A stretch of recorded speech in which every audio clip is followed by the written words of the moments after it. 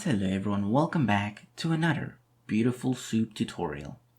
Whilst we have only had one tutorial so far, I think it's about time we go into actual web scraping by scraping a real website. Now you will need a stable internet connection for this, so just make sure you have that before you continue into the video. Make sure you also know a fair bit of Python, because this might be split into two parts, but it will be a full Python project and I'll show an example of it in a second. So what we're going to do is we're going to create a web scraping application that will scrape the website itch.io, which is basically a location or a website you can get games from, kind of like Steam. Now if you go to the browse games section, you'll see all of these games you can browse. What our application will do is it will find games depending on what we choose here and here, and it will return the top 10 games of what we chose. A good example can be if I were to go to my files. Now if I were to run that file, because this is the program we'll be creating, then first it will ask us what platform we'd like to get our data on, and here we can choose what platform. I would like to choose Linux because currently I am on Linux, so I'll say 1. Then asks us which tag do we want to search for. Now I would like to have the tag, let's see here, horror. Now I can just say horror. Now here is what it will give us. As you can see here, Baby in Yellow, Stargazing 64, wrong floor. If we were to go here and select Linux, horror, then Baby in Yellow, Stargazing 64, wrong floor. So it actually went to this location right here, it scraped the data and returned it to us, the top 10 games. There are of course more games here than just 10, but I limited to just 10. So yeah, that is basically what we will be creating. So first we need to import Beautiful Soup. So from BS4 import Beautiful Soup. Import requests. Requests because we need to make a request to the itch.io website to get their website. We need to basically download it.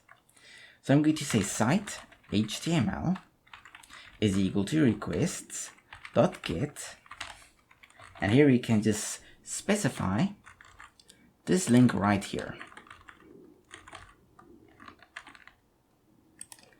Now what we can do is we can say soup is equal to Beautiful Soup, and we can just say site HTML.text, and here we can say LXML.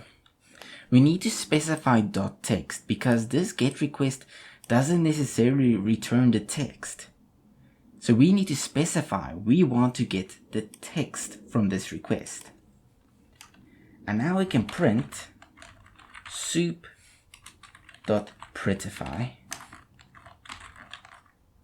If we were to now run this, it will go to the website and it will copy the source code and give it to us. So this is the actual source code on itch. So this page right here, that is exactly what we're seeing here. So yeah, next up we need to specify that we want to see these right here. So we need to find something common among all of these. So I'm going to just click here, say inspect, and let's see here. Now you'll notice it's very nice what Firefox is doing. It's basically giving us like a little hint of what we are looking at. So let's see here. Okay, so this right here contains, if we look like this entire gaming block. This right here contains one game. Okay, so we're getting somewhere. Now, if I were to hide this, you'll notice we get a multiple games. So with HDiv here, we get a game.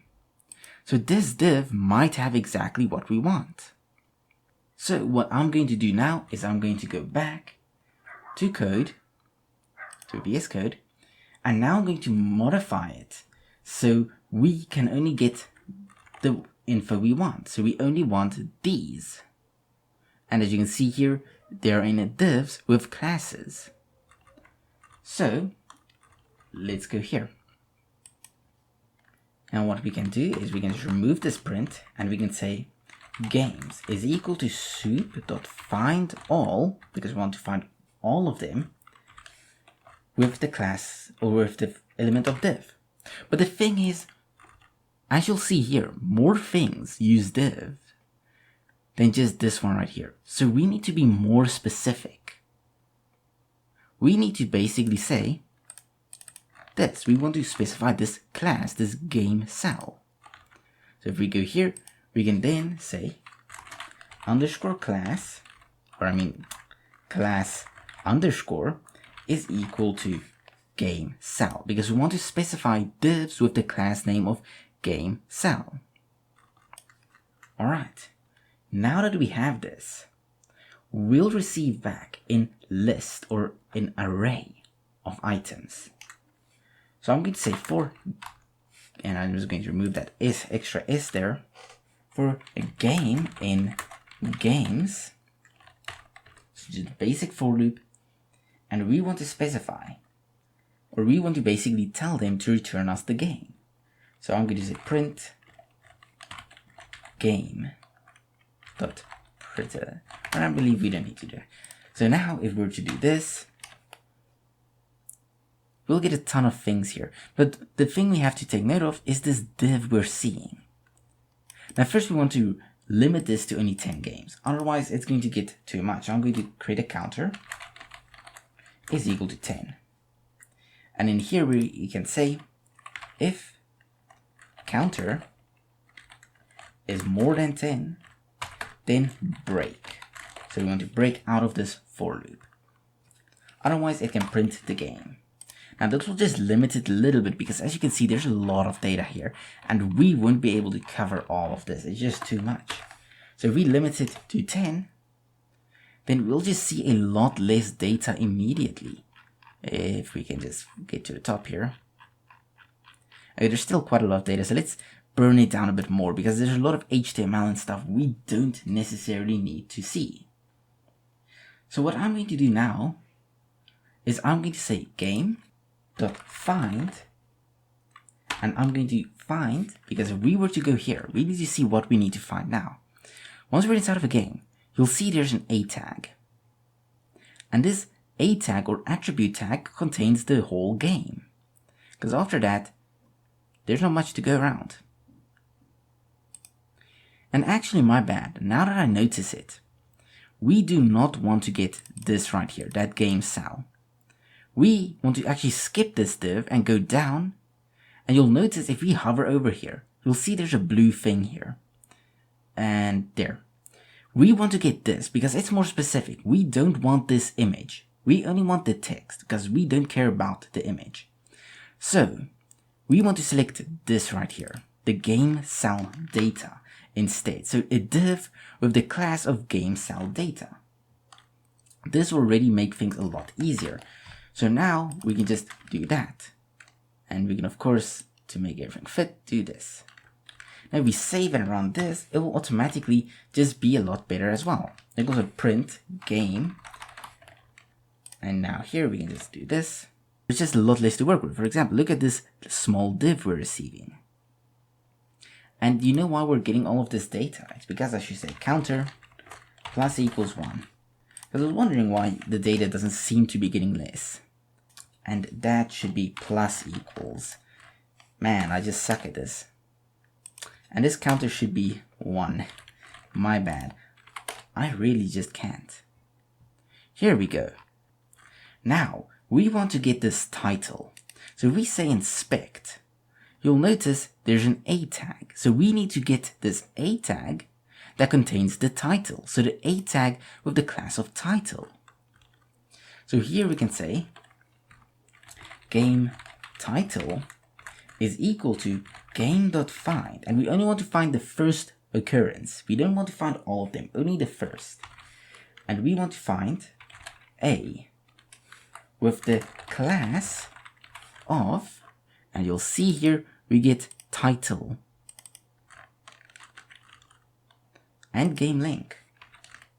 But if we do this, now we would copy this and say game title. Now you'll see we also get a lot less data, but we also only get an A tag, an attribute tag, with the title inside of it. As you can see, subject 65, the baby in yellow, all of these nice things. Now we only want to get the text of that. So what we can do now is we can say dot text.